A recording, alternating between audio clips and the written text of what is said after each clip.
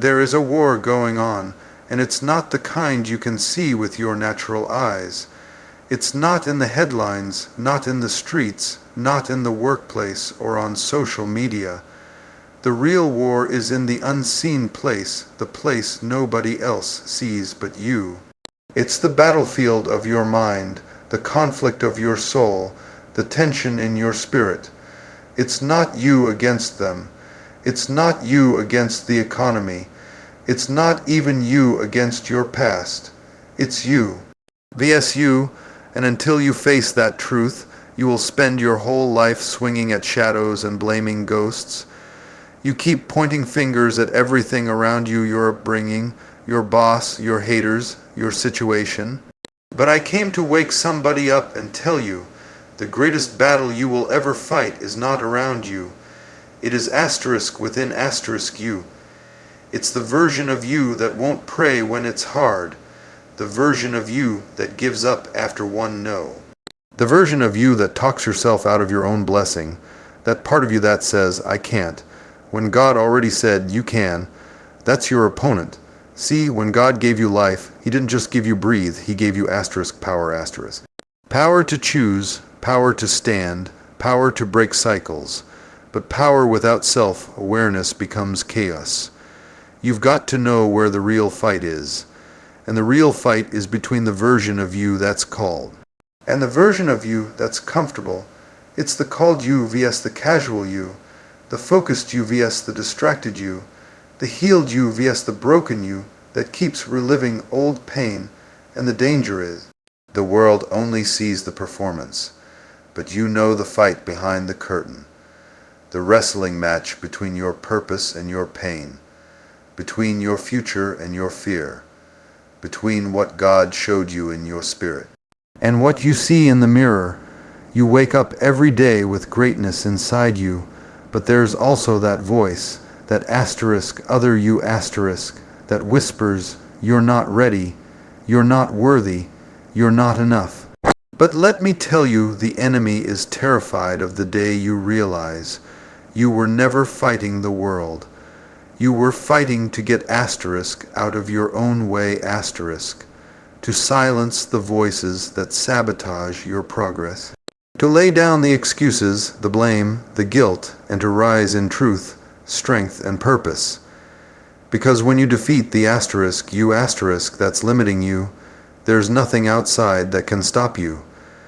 The moment you win asterisk, that asterisk battle, doors open, chains break, and favor follows. That's when you stop existing and start asterisk living asterisk. That's when you stop crawling and start asterisk soaring asterisk. It's you vs Y, oh, and the world is waiting on the winner to rise. It's not the storm outside that's sinking the ship, it's the water that gets inside. The same is true for your life. What's coming against you on the outside can't destroy you unless it finds a place asterisk inside asterisk you. That's where self-sabotage begins, not in what they said, not in what they did, but in what you asterisk believe asterisk about yourself after they said it, after they did it. It creeps in quiet, subtle, slick, Sabotage doesn't need to knock you out all at once. It just whispers in your ear and lets you do the rest. You keep saying the devil is busy, but half the time he doesn't need to be. Because self-sabotage is doing the job for him, you talk yourself out of opportunities. You shrink yourself down to fit rooms that God called you to change. You dim your light because you're afraid your brightness might expose somebody else's insecurity. That's not humility, that's sabotage. You rehearse your failures more than your faith. You study your fears more than your future. You sabotage your destiny when you let fear ride shotgun in a vehicle meant to carry asterisk vision asterisk. You've been given gifts, talents, ideas, but every time the seed starts to sprout, you pluck it out with doubt. Every time God starts to open a door, you shut it with excuses. I'm not ready. I'm too old. I'm too young. I don't have the connections. I don't have the education.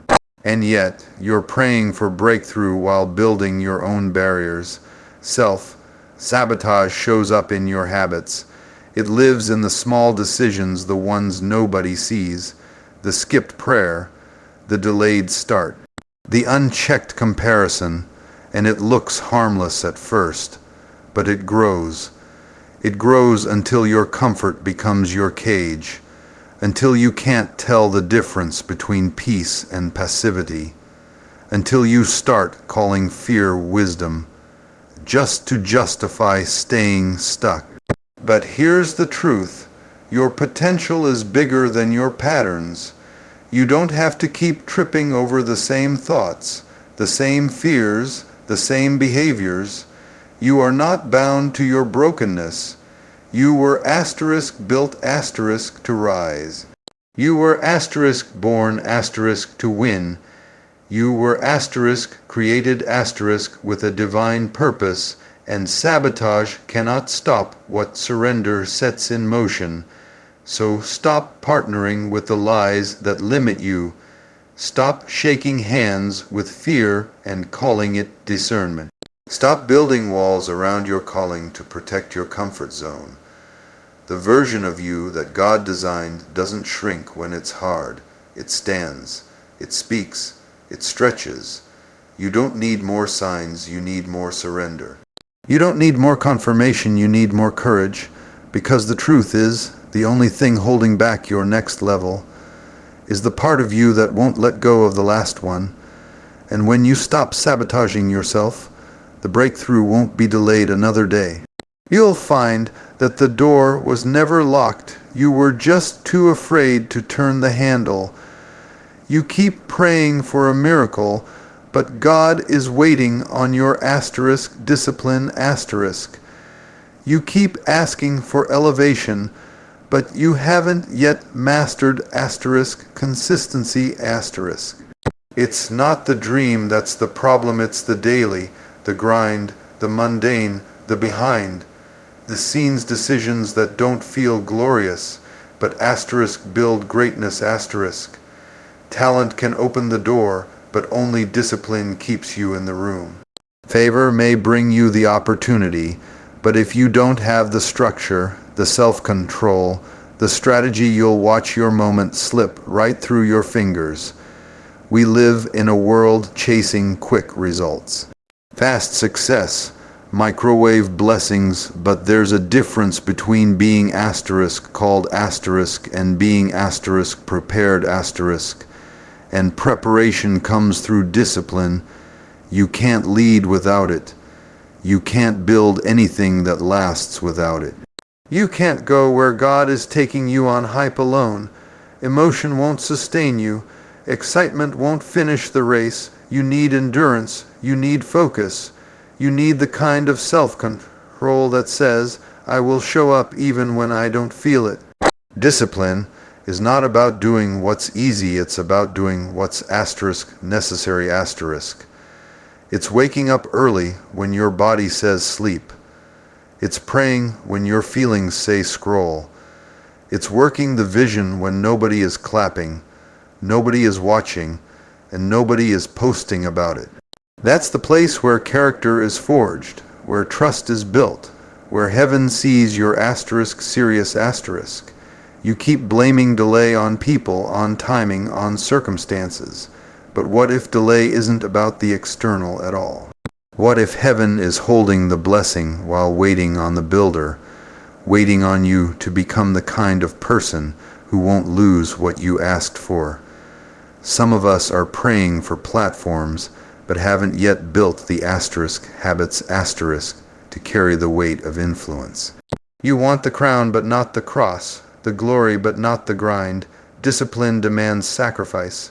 It says no when everything in you wants to say yes. It shuts down distractions. It chooses growth over comfort, progress over pleasure. And it doesn't always feel good, but it always bears fruit. That's why your next level is not about getting more, it's about mastering more of yourself . Discipline is heaven's way of preparing you for what's already yours.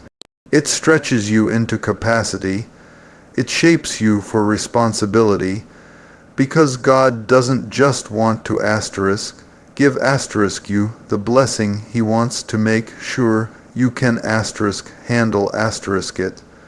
So stop waiting on a move of God when God is waiting on a move of you. Build the habits, set the boundaries, commit to the process. The promotion is already written in heaven, but discipline is the key that unlocks it on earth. You're not far, you're just untrained. But the moment you decide to master your discipline, your destiny will no longer be delayed. It will be released. You keep asking for victory, but victory starts with self, mastery. Before you conquer the mountain, you've got to conquer your mind. Before you lead others, you've got to learn to lead yourself. You've got dreams, but dreams without discipline are just illusions. You've got prayers, but prayers without alignment are just noise. You've got power, but power without control is dangerous.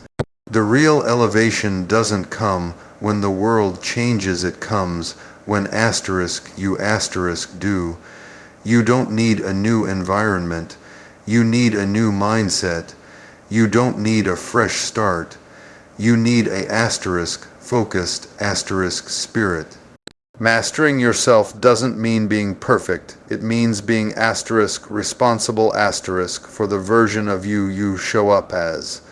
It means choosing purpose when pressure pulls at you. It means choosing peace when chaos tempts you. It means choosing growth when comfort seduces you to settle. Self-mastery is when you learn to say no to yourself. No to the attitude, no to the laziness, no to the pity party, no to the voice in your head that tells you to shrink, to quit, to run. You can't go higher when you're still bowing to the same patterns that broke you last season. You can't carry a new anointing when you're still feeding the same old appetite. If you want something different, you've got to become someone different. That starts within. This is where most people fall off, not because they didn't have potential, not because they didn't have purpose, but because they never learned to govern themselves. They kept showing up with raw emotion instead of refined wisdom. They kept reacting instead of responding. They kept letting trauma speak louder than truth. But when you master yourself, you stop being a slave to your circumstances. You stop being tossed by every opinion, every mood, every moment. You become anchored. Mastery means you don't need applause to feel worthy. You don't need validation to stay motivated. You don't need to be seen to stay focused. You know who you are. You know what you're building. You know where you're headed, and you've got the discipline to walk it out when no one else claps and no one else comes. Because this battle isn't about being seen, it's about becoming. Let me tell you something, the enemy isn't scared of your potential. He's scared of your discipline. He's scared of your consistency. He's terrified of what happens when you finally stop chasing everything and start mastering something. When you master your thoughts, your reactions, your time, your focus, there's no storm you can't walk through, no mountain you can't climb, no calling you can't fulfill. Everything you're praying for is waiting on the version of you who's mastered their inner world. Because when you rule you're ready to reign. And nothing, no devil, no distraction, no delay can stop a person who has truly learned to master themselves. There is a version of you that the world hasn't seen yet. A stronger you, a wiser you, a more focused, more resilient, more powerful you. And that version of you is not somewhere far away, it's asterisk within asterisk you, waiting on your decisions. The future you is not built in the big moments. It's carved out in the small choices, the silent battles, the daily yes to discipline, the daily no to distraction. Your future is not shaped by what you wish for, it's shaped by what you asterisk choose asterisk. We love to dream about the next level. We talk about destiny. We write down visions, but vision means nothing without execution. Purpose means nothing without movement. It's not enough to asterisk desire, asterisk change. You have to decide to asterisk become asterisk it. Because your future self is not waiting on more time, it's waiting on more truth. It's waiting on the moment when you finally say, I'm done with the cycles. I'm done with the excuses. I'm done with the version of me that's been surviving when I was born to thrive. You can't keep walking around talking about who you're going to be if you keep making the same decisions that have you stuck in who you've been. The habits you hold today are either building the bridge to your breakthrough or digging the ditch to your delay. What you do asterisk daily asterisk is more prophetic than what you say asterisk occasionally asterisk. You don't become who you're meant to be by accident. You become that person through asterisk intention asterisk.